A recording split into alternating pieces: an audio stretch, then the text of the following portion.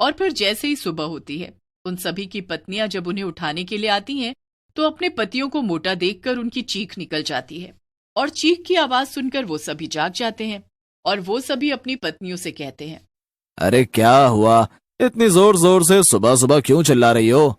अच्छा, मैं चिल्ला रही हूँ? जब तुम भी अपने आप को देखोगे तो आप भी ऐसे ही चिल्लाओगे। फिर उस औरत का पति जैसे ही अपने आप को देखता है तो उसकी भी चीख निकल जाती है। मैं रात को तो अच्छे से सोया था, फिर अचानक से रात ही रात में मोटा कैसे हो गया? उधर बाकी के लोग भी जब अपने आप को देखते हैं तो वो भी अपने आप को मोटा पाकर घबरा जाते हैं। किसी को भी कुछ समझ नहीं आ रहा था, आखिर उनके साथ ये सब कैसे हुआ, वो मोटे कैसे हो गए। और फिर अगली सुबह वो चुड़ैल फिर से औरत का रूप ले लेती है और भयानक हंसी हंसने लगती है। अब चला जाए बर्गर बेचने। बर्गर बेचूंगी तभी तो सभी लोग मेरा बर्गर खाएंगे और मोटे हो जाएंगे मेरी तरह। फिर वो और ज्यादा जोर से हंसने लगती है और बर्गर बेचने के लिए निकल जाती है और चौराहे पर जाकर अपना ठेला खड़ा करके बर्गर बेचने लगती है। जल्दी आओ, बर्गर खाओ, सेहत बनाओ, जो पहले आएगा उसे एक बर्गर के साथ एक फ्री मिलेगा। उस चुड़ैल के ठेले पर देखते ही देखते कुछ ही देर में भीड़ जमा हो जाती है और सभी लोग उस चुड़ैल से बर्गर खाने के लिए मांगते हैं। मैं पहले आया हूँ, मुझे बर्गर फ्री मिलेगा। नहीं नहीं, मैं पहले आया हूँ, पहले मुझे बर्गर फ्री मिलेगा।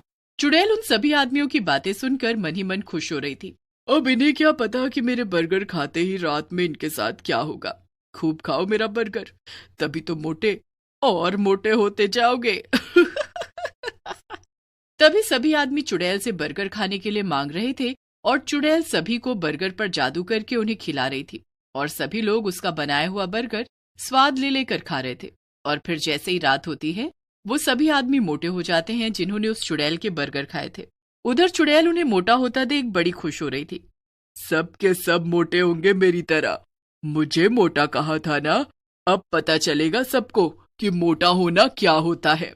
और फिर जैसे ही सुबह होती है वो सभी आदमी जब अपने आप को मोटा पाते हैं तो बुरी तरह घबरा जाते हैं और फिर वो सभी एक जगह इकट्ठे होकर आपस में बातें करने लगते हैं।